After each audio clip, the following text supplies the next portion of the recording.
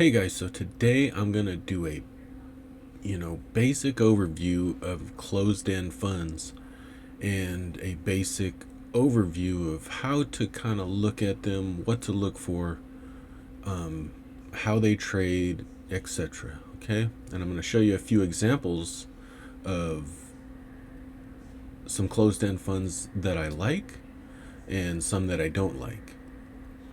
So first off, with a closed-end fund, how they operate. Okay, basically they are actively managed, so they have um, a set of managers that come up with a investment idea. Well, an investment strategy, I should say. So they're active investors,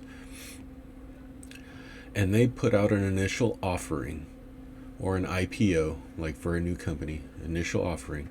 And I'm going to use some very simple, basic. This is not, don't worry about the numbers, but let's just say they issue 10 shares and their initial offering is at $10 each, and 10 people buy them.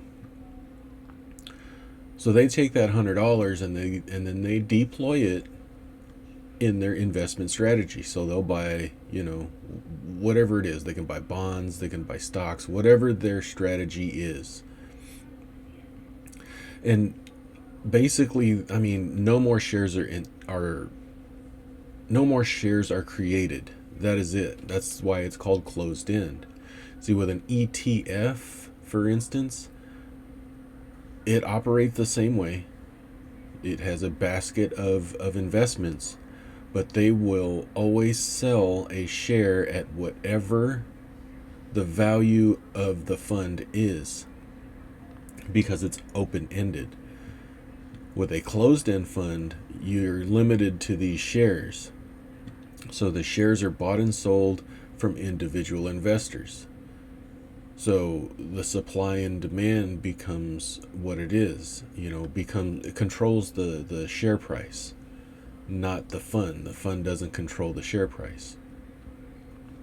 So it's a little like how a stock in a regular company, let's just take Apple for instance, could trade higher than what the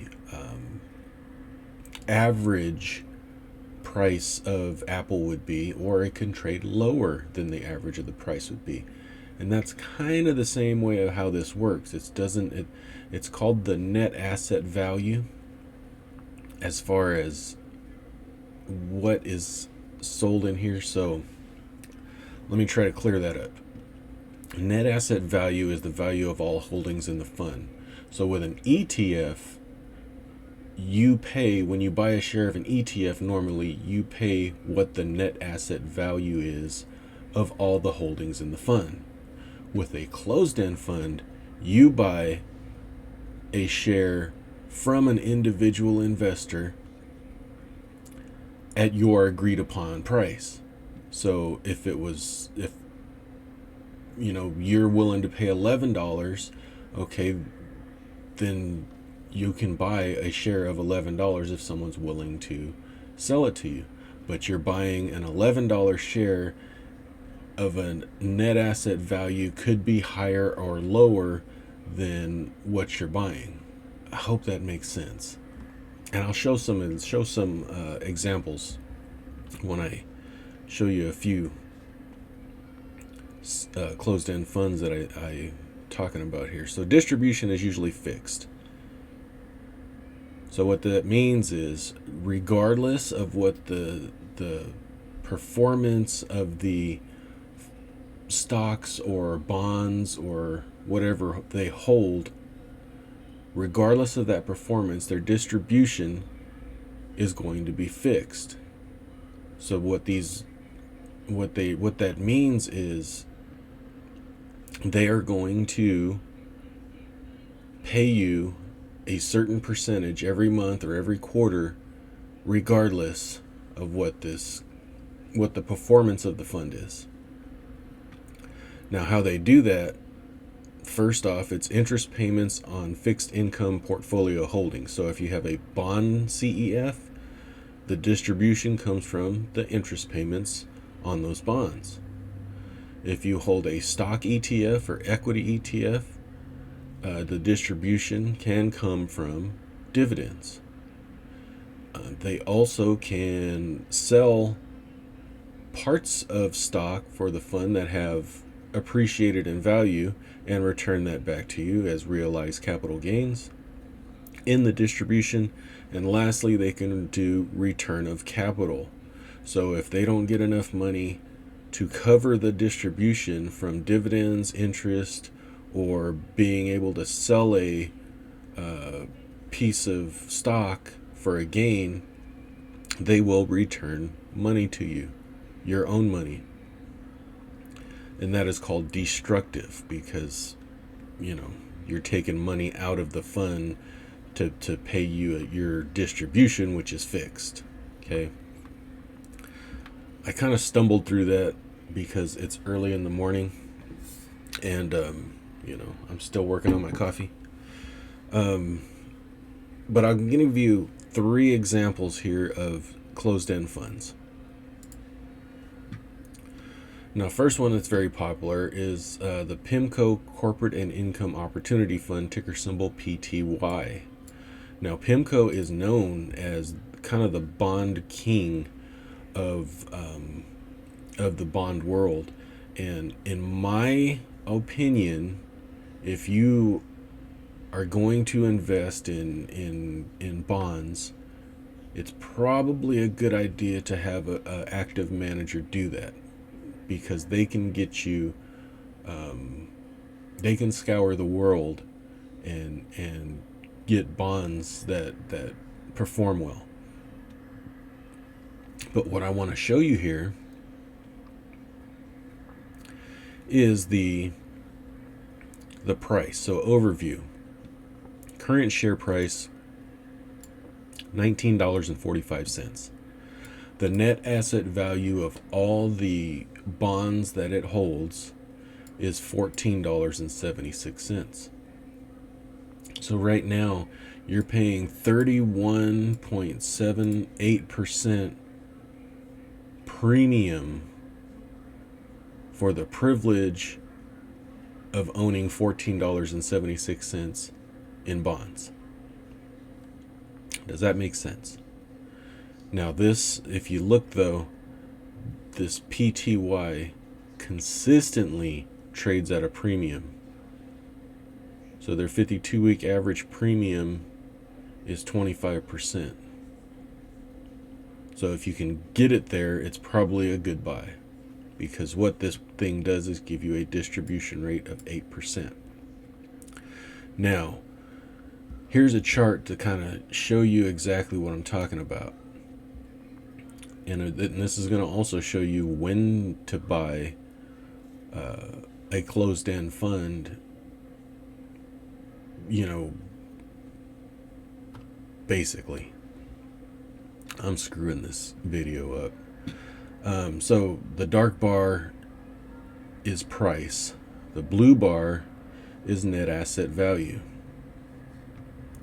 So you can see, because this thing pretty much always trades at a premium, that it's very rare that the price touches the net asset value. So whenever you get price to touch or be very close to the net asset value, is a great buying opportunity for a fund like this.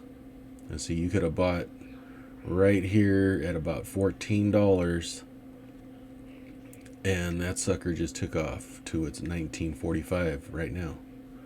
And you're getting a 8%. Well, you'll be getting a 13-cent distribution a month for every share you get along the way. But this is rare that this closed-end fund gives you this opportunity. Now I'll give you another one here. And here, let's go to distribution real quick. This is a little interesting, but it's very consistent. If you look at their history, distribution history, extremely consistent with some specials in there. But you'll look right here, and it'll show you how they got the distribution. So they just paid a 13-cent distribution. Income, like dividends and interest, 11.62 cents of the 13 cents was covered by interest, dividends, etc. That is good. They returned 1.38 cent as return of capital, which is not bad at all for a closed-end fund, because the next one I'll show you, you'll see. Now this one is called CLM, and this one also trades at a premium. It has a 19.4% distribution rate that they distribute monthly. But I want you to notice something here at this. You look at the net asset value, and it's just a constant erosion of net asset value. So the value of their fund is constantly being eroded. So it went from $20 to now, what is it now? $11. And the price tracked that. So, eventually this thing is going to, I don't know, they're going to have to close the fund or keep borrowing. That's what they're doing, is borrowing money, or issuing. They can issue more shares. It's called a rights offering. And so that's how they can raise money. And this is a very destructive pattern here. Because if you look at distributions,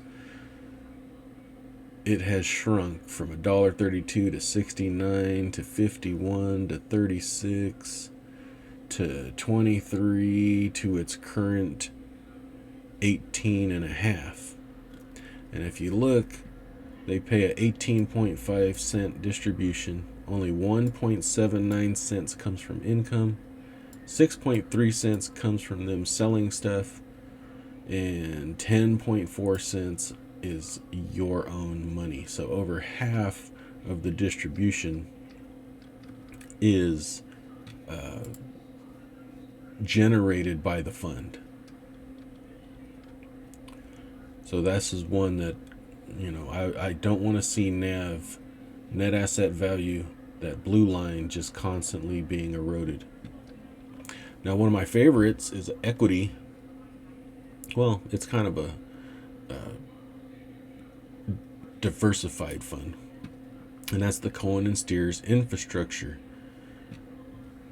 Now, if you look at this chart, you'll see a flat to rising net asset value, and that's okay with a closed-end fund. You just don't want to see consistently downward spiral. Now, this one trades close to NAV most of the time. You can see the 52-week average. You get a 3.28% discount from the NAV. Right now, it's at 4.35%, so might be a good time to get in. But these were great times to get in. If you look at price, like right there, that was a big disconnect. If you're disconnected from the blue line far enough, those are excellent buying opportunities for a fund that you've researched and you like. But these, like right here where they're touching, they're not buying opportunities. They're too close. So it's kind of a thing to do is to look at net asset value and pay attention to premium and discount for those. Anyway, this went on a lot longer. We'll go to distributions, and distributions have actually gone up for UTF, which is very rare for a closed-end fund as well. And this all comes, that none of it has come from return of capital. It all either comes from dividends or them realizing gains by selling. And this could actually be bad, but that's kind of a topic for another video. Anyway, I hope this basic overview helped. It went on a little longer than I planned. I stumbled along because I didn't wait until I had my whole cup of coffee. So if you have any questions, comments, this was as basic as I can make it. I hope it helped. Leave me a comment down below or any questions. Thank you. Bye bye.